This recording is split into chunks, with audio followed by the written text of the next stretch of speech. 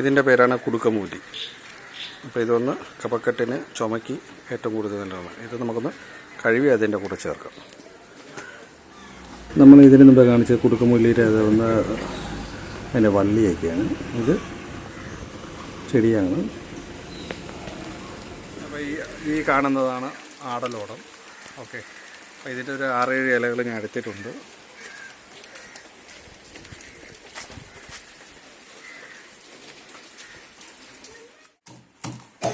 ഇത് നന്നായിട്ടൊന്ന് കുരുമുളക് ഇടിച്ച് ചതക്കുകയാണ്. എന്നിട്ട് ഈ പൊടിയും കൂടെ ചേർത്താണ് ഉള്ളത്. ഇതിന് നമുക്ക് മെയിനായിട്ട് വേണ്ടതെന്ന് പറഞ്ഞാൽ ജീരകം, പിന്നെ അതിൻ്റെ കൂടെ പെണംപുളി,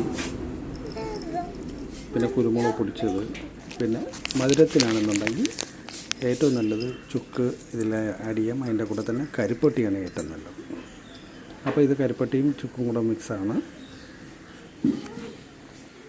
തുളസി ഇല, പിന്നെ നല്ല ഇഞ്ചി. നമ്മൾ കൂടുതലൊന്ന് പച്ച ഇഞ്ചി ഇടുന്നതാണ് ഏറ്റവും നല്ലത്.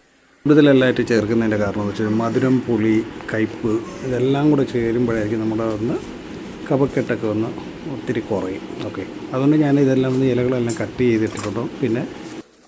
പിന്നെ നമ്മൾ ചെയ്യുന്ന രീതിയാണ്. അപ്പോൾ ഇതെന്ന് പറയുന്നത് നമ്മൾ സാധാരണ ചുക്ക് കാപ്പി കുടിക്കും പോലെയൊന്നുമല്ല. ഇത് കറക്റ്റായിട്ട് നമ്മൾ കഷായം എങ്ങനെയാണ് ഉണ്ടാക്കുന്നത് അതുപോലെയാണ്. അപ്പോൾ അതുകൊണ്ട് ഞാൻ എല്ലാ ചെടികളും എന്തൊക്കെയാണ് ചേർത്തിട്ടുള്ളത്, ആ ഇലകളെല്ലാം കട്ട് ചെയ്തതും, പിന്നെ അതിനോട് ഇഞ്ചി, കുരുമുളക്, ചുക്ക് എല്ലാം കൂടെ ചേർത്തതാണ്. അപ്പോൾ ചേർത്തിട്ട് നമ്മളെപ്പോഴും ഇതിൻ്റെ അളവെന്ന് പറയുന്നത് കറക്റ്റായിട്ട് ചെറിയ ഗ്ലാസ്സിലായിരിക്കും നമ്മൾ വെള്ളം എടുക്കേണ്ടത്. അപ്പോൾ നമ്മളൊന്ന് എടുക്കുന്ന ഈ ഒരു ഗ്ലാസ്സിലാണെന്നുണ്ടെങ്കിൽ ഞാൻ 5 ഗ്ലാസ് വെള്ളം ഒഴിക്കുന്നുണ്ടെങ്കിൽ ഇത് തിളച്ച് ആറി വരുമ്പോൾ തന്നെ അതിലൊന്ന് ഒരു 1.5 ഗ്ലാസ് 2 ഗ്ലാസ്സാണ് മെയിനായിട്ട് വേണ്ടത്. പിന്നെ ഇതിൽ കുറച്ച് മഞ്ഞൾപ്പൊടി ഇട്ടുന്നുണ്ട്. അപ്പോൾ മഞ്ഞൾപ്പൊടിയെല്ലാം ഇട്ട് നന്നായിട്ടൊന്ന് ജസ്റ്റ് ഒന്ന് മിക്സ് ചെയ്തതിന് ശേഷം മാത്രമായിരിക്കും നമ്മളിത് നല്ല ചെറുചൂടിലായിരിക്കണം വയ്ക്കാനുള്ളത്. എന്നാലേ അത് നന്നായിട്ടൊന്ന് തിളയ്ക്കത്തുള്ളൂ. ചെറുചൂട് വെച്ചുകൊണ്ട് ഇത് തിളപ്പിച്ചാണ് എടുക്കാനുള്ളത്. അപ്പോൾ ഇത് തിളയ്ക്കുന്നതനുസരിച്ച് ഇതിൻ്റെ ചെടികളിലുള്ള ഇപ്പോൾ തുളസി,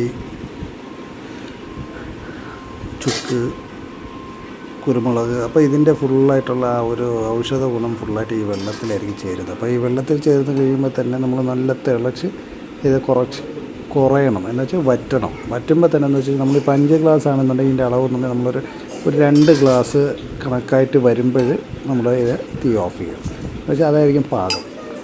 അത് കഴിഞ്ഞിട്ട് നമുക്കിതൊന്ന് 2 നേരം കുടിക്കാം, 3 നേരം കുടിക്കാം. ഈ കഫക്കെട്ടുള്ളവർക്ക് നല്ല ചുമയും ഈ കഫം പുറത്ത് പോകാത്തത്, അപ്പോൾ ഒത്തിരി ഭയങ്കര കണ്ടിന്യൂസ് ആയിട്ടുള്ള ചുമയുള്ളവർക്കെല്ലാം ഇത് കുടിക്കുന്നത് ഏറ്റവും നല്ലതാണ്.